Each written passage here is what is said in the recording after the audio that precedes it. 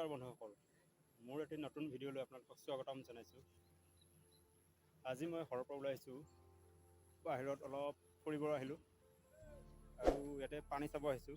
মোৰ পিছফালে আপোনালোকে দেখা পাইছে এয়া কিমান পানী আছে। আজি ৰাতিপুৱা বহুত ডাঙৰকৈ বৰষুণ দিছিলে একজাক। বৰষুণ দিয়াৰ ফলতে এইবোৰ পানী জমা হৈছে ইয়াতে। কোনোবাই হয়তো ভাবিব পাৰে ইয়াতে বহুত বানপানী হৈ আছে, কিন্তু বানপানী নহয়। এয়া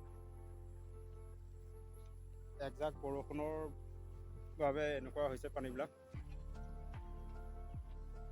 মই আপোনালোকক দেখুৱাই দিছোঁ মোৰ পিছফালে। এয়া চাওক, বহুত দূৰলৈকে পানী জমা হৈ আছে।